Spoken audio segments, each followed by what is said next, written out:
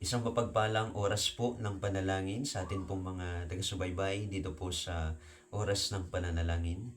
At sa pagkakataon pong ito ay purihin po natin ang Diyos sa Kanya pong kabutihan. At tayo po ay binigyan ng pagkakataon na lumapit sa Kanya ng sama-sama. Kamusta po kayo mga kapatid? At gusto ko pong simulan ang ating pong pag-aaral sa isa pong katanungan. Kamusta po tayo in terms of our possession, kung anong meron po tayo? Ano po ang palagay natin sa ating mga sarili? Tayo po ba ay sobra-sobra? Tayo po ba ay sapat? Tayo po ba ay kinukulang sa mga bagay na pangangailangan po natin? At dito po sa ating pong pag-aaralan ng si Jesus sa Luke chapter 12, verse 13 to 34, nang si Jesus ay magsalita at tungkol po ito sa kasakiman. Ang sabi po niya dito po sa verse 15, take heed and beware of covetousness, for one's life does not consist in the abundance of the things he possesses. Ano po yun sa Tagalog mga kapatid? Ang sabi po dito, sapagkat ang buhay ng tao ay hindi sa kasaganaan ng mga bagay na tinatangkilik niya. So akala natin, masusukat natin ang kagandahan ng buhay ng isang tao sa mga bagay na meron siya kapag marami siyang ari-arian. Pero sinasabi ni Jesus dito mga kapatid, ay hindi po ang buhay tungkol, hindi ang buhay hindi tungkol sa abundance ng mga bagay na meron po tayo.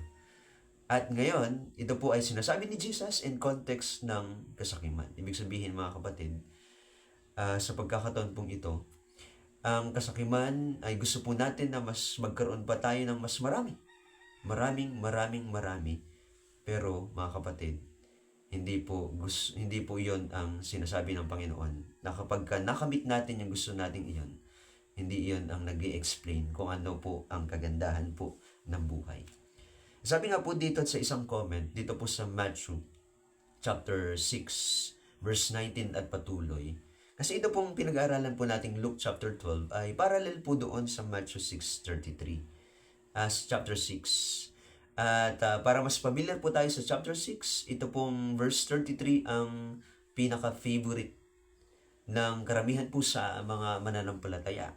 Sabi po kasi dito ay, seek ye first the kingdom of God and His righteousness, and all these things shall be added unto you. At makikita po natin dito na yung Matthew chapter 6 verse 33 ay nasa context ng worry. At hindi lamang po yun, na bukod sa context siya ng worry, mga kapatid, nasa context din siya ng, sabi ni Jesus ay, lay up your treasure in heaven. Na tayo po ay mag-impok ng ating kayamanan sa langit. Kasi doon sa langit, wala pong magnanakaw, walang kalawang, mga kapatid, at wala pong mga insekto na pwedeng sumira ng mga possession na meron po sila sa kanila pong kapanahunan. Ano po bang meron sa kapanahunan po nila? Ang mga mayayaman sa kapanahunan pong iyon, sila po yung mas marami pong mga excess na grains sa kanilang mga tanim, bunga, marami silang sobra. So, ibig sabihin, gagawa sila ng building para i-imbak nila yung mga pagkain nila doon. Bukod doon, sila po ay may mga fancy clothes. Magaganda po ang kanilang mga damit, mga kapatid. Meron din silang mga sobrang damit. Kailangan din nila ng lalagyan para maitabi nila yun, mga kapatid. Ano? At the same time, meron po silang mga possession na mga mamamahaling bato, gaya ng gold, silver. At makikita po natin doon na prone po sila sa mga magnanakaw. Mas prone sila sa mga insektong sumira ng mga grains nila. Kaya sa mga pagkakataong iyon, mga kapatid, nang sinasabi ng ating Panginoon sa kanyang mga disipulo na do not worry about your life, na huwag kayong mag-alala. Ibig sabihin, mga kapatid, mas prone sa pag-aalala yung mas maraming mga possessions, kasi po mas marami po silang aalalahaning mawala sa kanila. Ang sinasabi lang dito mga kapatid, ang message dito, kahit gaano po tayo kahirap, kayaman sa mga material things sa mundong ito, tayo man po ay mas maraming possession o wala, makikita po natin dito, no? Lahat po tayo ay prone sa pag-aalala. Ibig sabihin, hindi garantiya na ang maraming mga bagay na magkaroon ka upang mawala ang iyong pag-aalala. Sa katunayan, dito po sa context na ito, siyang mas mayroong mas marami ay mas malaki ang possibility na siya po ay mag-alala. Kaya sabi ng ating Panginoon nga po mga kapatid, ano? For one's life does not consist in the abundance of the things he possess.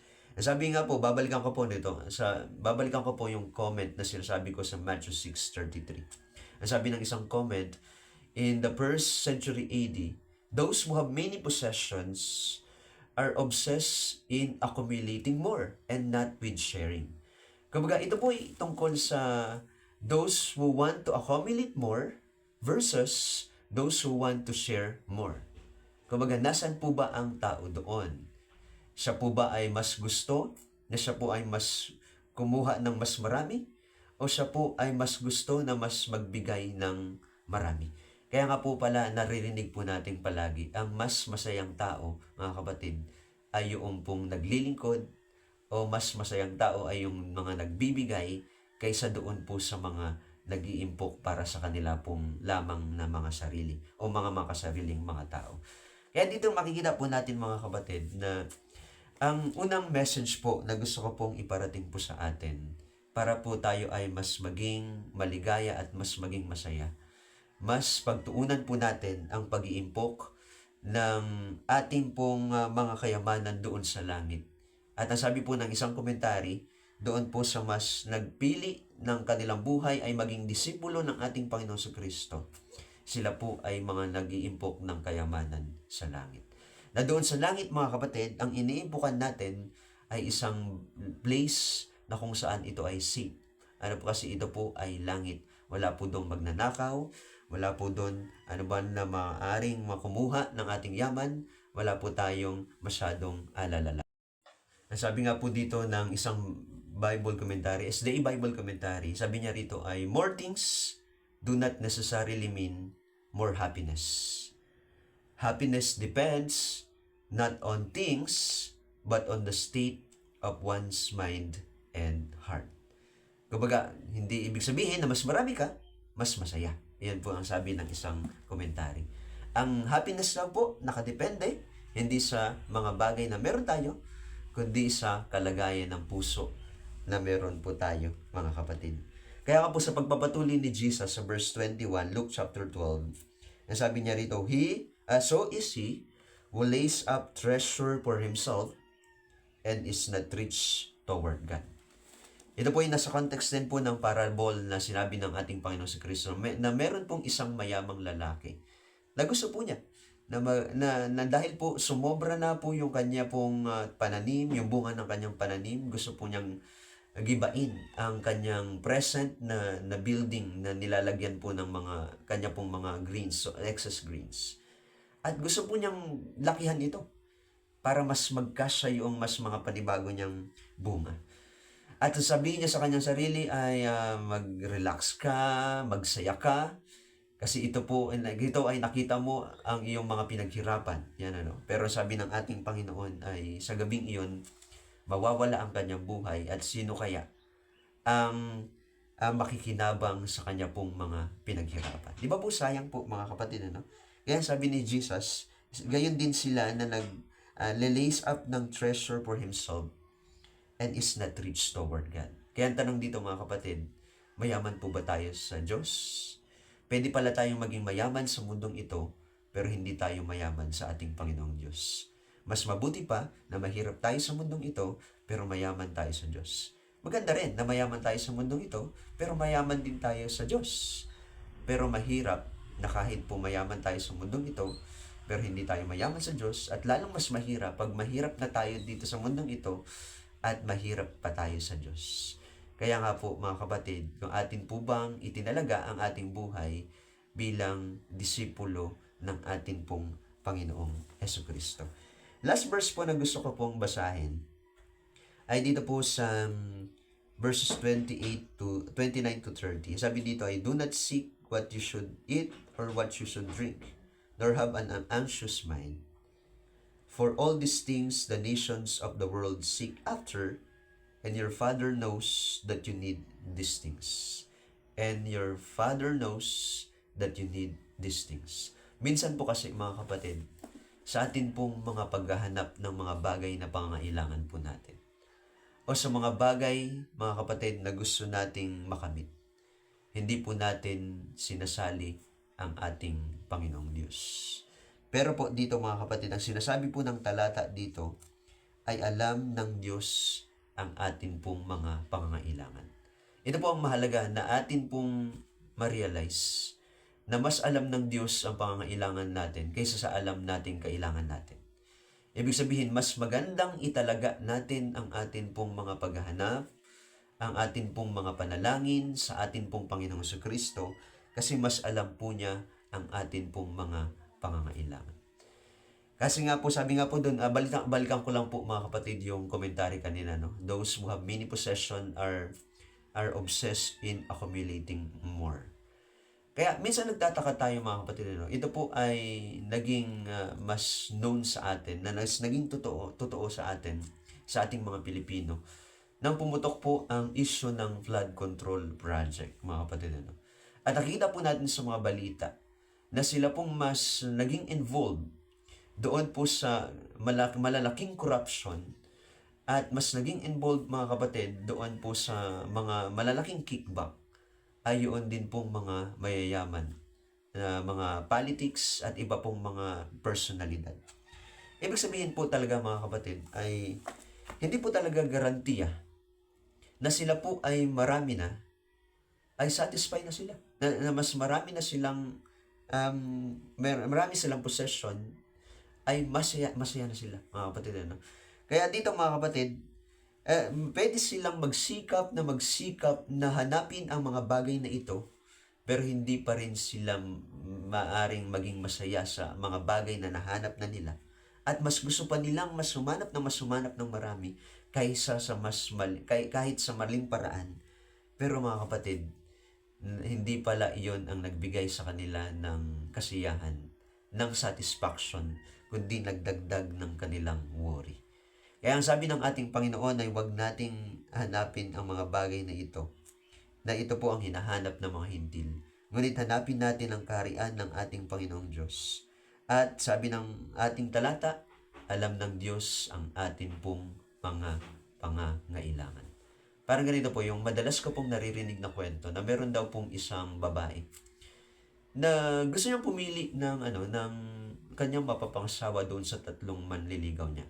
Meron daw pong mayroon 2 professional na matataas, gaya po ng doktor, ng engineer. Ang isa po ay medyo mababa ang kanya pong profession.